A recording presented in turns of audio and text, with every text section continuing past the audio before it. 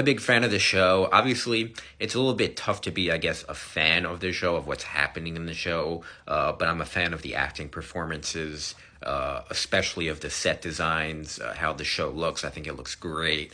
And I really think it's really one of the crowning achievements of Netflix and really of TV of the last few years. I'm not really surprised people are so negative on season three. I really think it's season two, part two, because season one had its own characters, and then season two obviously brought over the main character, and then kind of carried over into season three. Netflix likes to chop up their seasons.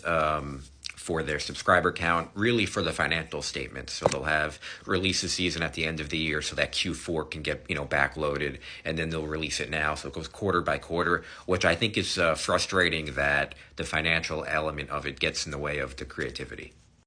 One of the things I really didn't like about this season three was the introduction of the baby. I just thought it was an element that wasn't needed, and obviously I was hoping that they weren't going to kill the baby, obviously, which they didn't end up doing, but I just thought that's not really what we're here to worry about. We've been building up connections to these characters, and watching him just kind of spend the rest, his last moments, his last few games of the show protecting the baby, I thought was kind of disappointing.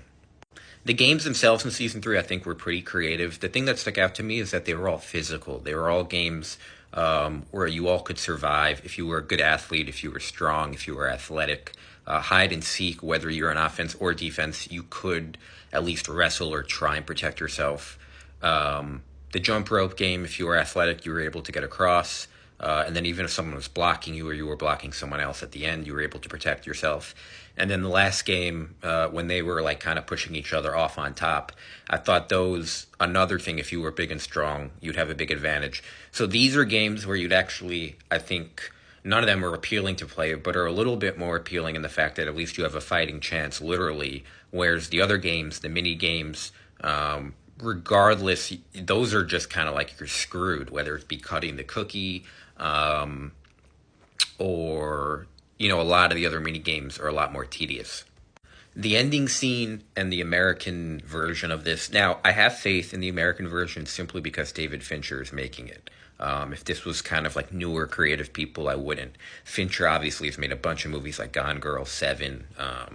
He's a very accomplished director, and especially in the horror genre.